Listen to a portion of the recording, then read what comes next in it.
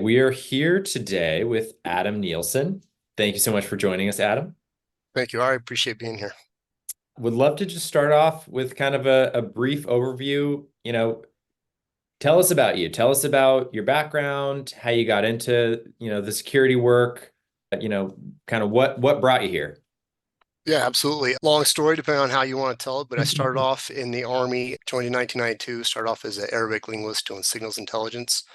Did everything from tactical assignments to strategic, worked in all kinds of Middle Eastern and North African areas. Briefly did some time with NSA in Georgia and then in Germany. In Germany, I got introduced to African targets and in other places like that. And then ended up coming back to the Defense Language Institute in Monterey, California, as a military instructor for a few years, but my PCS started right as literally the weekend before 9/11 happened. So I was at home with my family when 9/11 went down, stuck in between units, not knowing where to go and who to talk to, and kind of had to work that out. And as I was down in Monterey teaching, I realized I was teaching Arabic to probably one of the first batches of soldiers that were going to end up deploying. And I felt like I needed to be more engaged. And so I actually, a friend of mine had joined a special mission unit. So I reached out to him, found out what the recruitment process was, went through that, and then ended up back in Germany for about 9 years as I worked in that program and had Africa, Europe, the Middle East, Central Asia, all different places I deployed and worked. And then during that time, I had started off as signals intelligence, but that mission was human intelligence in support of the SIGINT community. So then I learned more on the trade craft, social engineering, human interactions, how to work in that world and apply it for various reasons. So we had national level intelligence customers, worked with the special operations community quite a bit, very independent, very autonomous, didn't wear a uniform for 9 years. Mhm. And that fit my personality best in the Army. So I don't know if I would have finished my career any other way, but it gave for a lot of interesting times and opportunities. And around 2012, one of those opportunities was DoD was making a big push for cybersecurity and for getting people trained in it. And they had funds opened up for training in this, and it happened to fit within our operational and mission requirements. So I got as much training as I could for my team. And then I think in 1 month, we went through A plus, Network plus, Security plus certifications. Got some Microsoft in there, look at servers, and we did that in a 4 week period of time. So it was kind of Wow.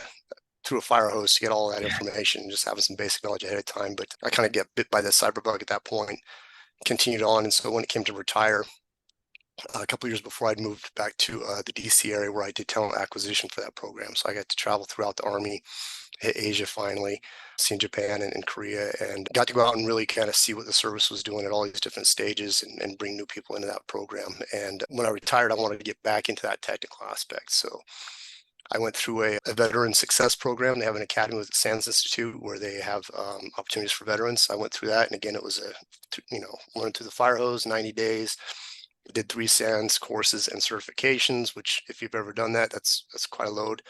Um, and that got me into web application penetration testing, tightened up some of my other security aspects and understanding, and then went into a training and education program actually with a publicly traded company that had a small cyber unit that we did instruction. So a lot of our customers were the ADET, which is an NSA adjunct faculty organization, basically providing courses like this. So built and taught curriculum on penetration testing, network forensics, some memory forensics on for malware analysis and things of this nature. And transitioned from that briefly into a DoD contract job, going back into that world. And I did about 4 months before I realized that one, the DC commute was killing me, and two, I could not work in an organization like that. I'd gone from a very autonomous, independent, high performance organization to one where I saw people napping in hallways and just really the requirements were very low. So I said, okay, I got to get out of this world. Started doing full-time web application and network penetration testing and some incident response. From that, I went into consulting for healthcare. I had a 5-year plan from retirement where I was going to have a DC salary and competence to be able to go to a 100% remote position and then relocate back where I wanted to. And 3 years later, that's what I did. I got into healthcare consulting, meeting HIPAA and Office Civil Rights Security requirements for risk assessments. And so it was anything from large ID and healthcare networks to one-off clinics to startups trying to protect, electronic protected health information online and cloud-based SaaS applications. Got tired of that as well and realized I wanted to be split the fence between the hands-on technical and the consulting. So I went self-employment in 2021, founded Vikings Security, and then focused on providing virtual CISO services, some limited SOC operations, cloud hardening and security, the occasional pen test, things of that nature. And 3 years later, fingers crossed, I'm still doing well and growing a little bit. So What an amazing career, man. Incredible. it's been a wild Um, ride. yeah, seriously, you've seen many worlds. I can only imagine. I'm curious, what is the significance of the name Seven Vikings? I'm not the most creative person. I've always said I'm not good at creating something, but I can make anything better. And so I was looking for a name that would be memorable, but yet have some kind of meaning. And my background is Nordic. My brothers have done a lot of the genealogy. We've seen the DNA stuff, and it comes Mine out is of as well. Oh, really? So yeah, we Yeah, come yeah. out of Denmark and Sweden, and then my brother's done some genealogy and found some definite Viking history there. So my wife and my 5 kids plus me makes 7, so we're 7 Oh, Vikings. So cool. yeah. Amazing. That's awesome. I mean, talk about a career. I'm sure there's a lot that you probably can't tell us, but is there any kind of crazy out there, publicly available story that you can share with us that's kind of a fun, wild ride? Yeah, probably too many for any single podcast, but some related to cyber and technology and kind of how I ended up in this route. So one of the things I think was interesting is I started going regularly to Africa in 2006. I'd been there before to Tunisia, but now it was more Trans-Sahara, the desert countries, and then some down in sub-Saharan Africa. And what was most interesting, this is from, let's go 2006 to 2012. And as early as 2006, we're out driving thousands of miles far away from the embassy, places where most Americans don't ever go. And yet we could go into any village and you'd see a couple things. Is one, they're living in mud huts, but there'd be a cell phone tower. And you could see people huddled around a small TV watching a soccer game, and people would be on phones. And so they're literally accessing the internet while living in a village of just absolute abject poverty by our Yeah. standards, with limited access to water even, but they've got the internet on telephones. And that was kind of always shocking and surprising at the same time as it was encouraging that, there's opportunities out there. And if you think about just getting away from soccer games, that means you can educate yourself on topics you'd never have access to. You can find job opportunities to do things you never could through a cellular network. So it was a weird dichotomy of looking at, what is and what could be all at once, and Hmm. kind of where that's going to go. Yeah, sort of like the potential of such explosive opportunity while still in, yeah, like you said, abject poverty. Right. I actually lived in Senegal in 2011 and spent time Oh, in, really? in a village like that and had a very similar experience of, Yep. yeah, sleeping on the ground in a mud hut, but everybody crowded around watching, PSG play Right. Monaco or whatever. Yeah. I haven't been to Senegal directly, but I was in Mauritania, and there was a period of time where we had to get from one city to another, and that route took us across the Senegalese River, the Senegal River. So we Yeah, yeah, actually yeah. had to transit the river precariously with all our electronic equipment, get as far as we could up the road in Senegal, and go back to Mauritania before we knew we were there. So That's funny. that's my only dip into Senegal. There you go. All right. Um, all right. So kind of zooming out a little bit. I mean, you've been in the world of security, both kind of physical security, but cybersecurity as well. Looking macro more, like, are there trends that you think are going to shape kind of how we look at digital safety moving forward, whether it's technological advancements, legal decisions? How are you thinking about identity safety, let's say next 5, 10 years, especially with the rise of AI? Yeah, there's a number of them. So, I mean, it depends how much time we've got to talk about it, but I would say AI poses an interesting opportunity and threat in many ways.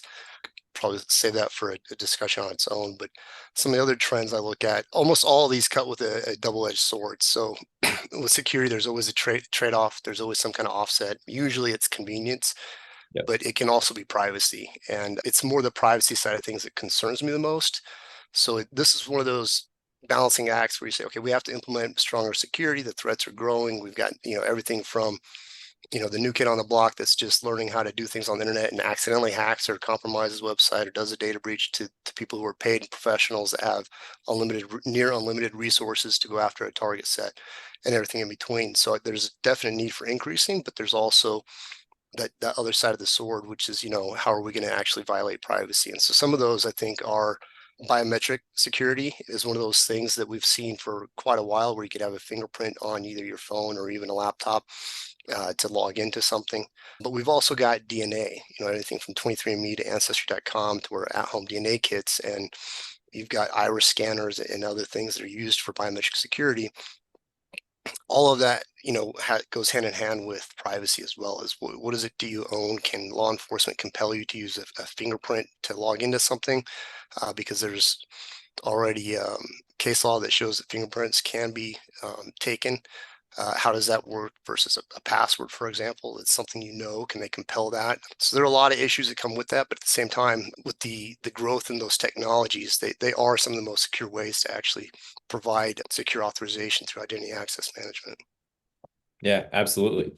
And I guess like sort of related to that question, when you think about, let's say, next 5 years, what's keeping you up at night? Like when you're thinking about it, it's like, oh man, how are consumers, how is the government, how is society going to deal with X problem? Yeah, a lot. There's a lot. Yeah, of course. I mean, yeah, I think by the nature of being a guest on this show, like you're kept up at night. Yes, privacy is a real issue. I think that as society, we've kind of become accustomed and trained to just giving up things. A Yep. perfect example is if I go to a store and I'm just checking out and they ask for my phone number. It seems benign. It's a phone number I'd give to any one of my friends, right? But Yep. my phone number ties to a device that has my banking information, that has a lot of personally identifiable information that is probably used to reset my passwords for any number of accounts. And so, in a lot of ways, your phone number has more value than your social security number to a hacker and to law enforcement or investigators or anybody, who has nefarious intent. They can do a lot with just a phone number. There's free websites where you can get a trial where you can just type in a phone number, get an address, get a name, get a social media profile. And that's the beginning for me to do some kind of pattern of life analysis and determine, okay, who is this person? What are they doing? And that has implications not just online. We talk about social media, but stalkers or people that are in child trafficking networks and things like this. And even, for law enforcement stings and things like this as well. There's a lot of advocacy organizations that are out there thinking they're trying to take, I wouldn't say vigilantism, but they're trying to find people that are doing things that they shouldn't and then expose them. So it's easier than ever, but at the same time, there's always risk. Is what is that, and how accurate is it? Is that really going to tie back to me, or am I getting confused with somebody else? And from your standpoint, is there like, have we crossed some sort of invisible Rubicon there? Or do you think that there's sort of a potential to step back and say, like, maybe we shouldn't tie all of this stuff to our phone numbers, and maybe we shouldn't be giving our phone numbers out so easily? Yeah, I think with regards to the phone numbers, we have definitely crossed the Rubicon, Yeah. and there's too many people who won't understand this and don't really want to be honest. They just want Yeah. the convenience, Yeah. and that's that trade-off.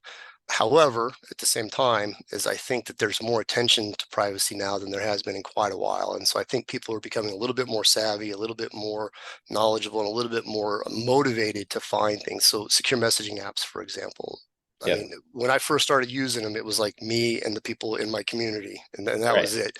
But now I use Signal to message my family, my kids, my parents who are great grandparents.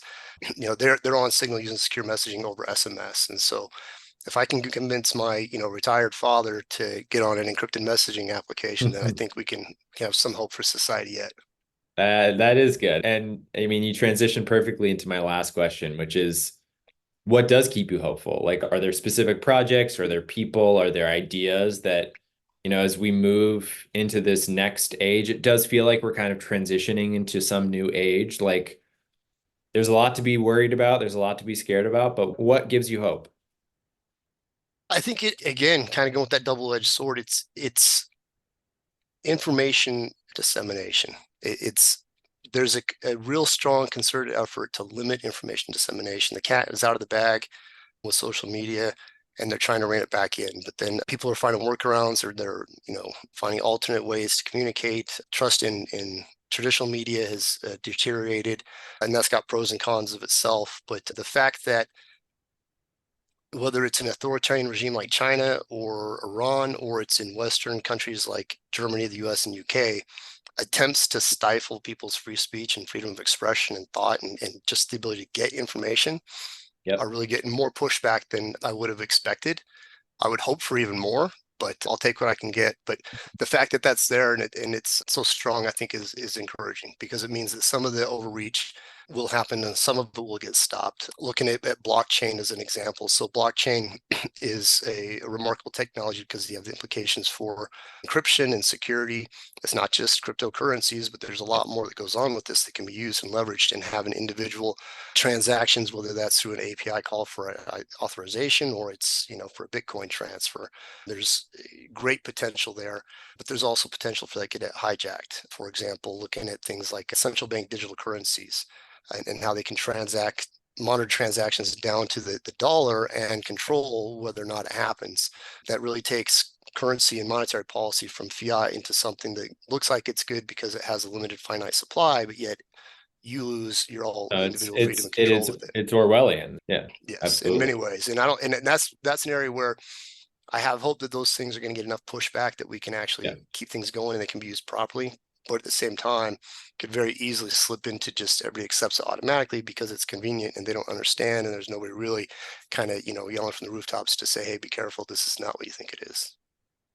agreed. Well, I guess we didn't end on perhaps as hopeful of that as we could, but no, I'm with you, man. I think there's tremendous opportunity, but there's also we're kind of living on the edge of a knife with so much technological advancement happening so quickly. Like, Exactly. and people, it's so like I think you and I are kind of at the very edge of people who are paying attention. Even still, like you miss stuff. Yeah. And so it's going to be very easy for people to just be like, I don't get it. Okay. Like, sure. I mean, I get my Right. paycheck like a day sooner. Great. Like, I'll do Right. it. It was And pre-installed on my phone, so I use it. That's what's there. yeah, Yeah. great. The government's giving me an extra 200 Right. bucks a year or whatever to do this. Like, Yeah. great. I'm going to go buy, an extra whatever. Right. And Yeah. So I don't mean to be all doom and gloom on it. I know you asked for the hope, but no, but I'll try and listen. translate that a little bit better. So, as you pointed out, it's technology is changing so rapidly that there's potential for it to go one way or another on pretty much any Yeah. scope here, and even anything from like a subscription model instead of just ownership of an application. Why do I have to Yeah. pay Adobe, $20 a month when I could just buy it $200 and be good for years? Right. So there's that, but because it's changing so rapidly, like you said, there's tremendous opportunity to use it. And I think AI is an example where people have found ways to get angry about it and find a way to politicize it, but it enhances efficiency so much that's going to end up drowning out the other concerns Well, and and not really the even guide. Go ahead. yeah, not even to mention just like the sort of the innovation that's going to happen as a result of AI. Right. Like just we're sort of on the brink of having this new intelligence help us discover things about ourselves, about the world, about the universe that we can't even imagine. Right. And beyond that, it's already been in play for a long time. People just, I think, have this Terminator view of what AI is. But Yes.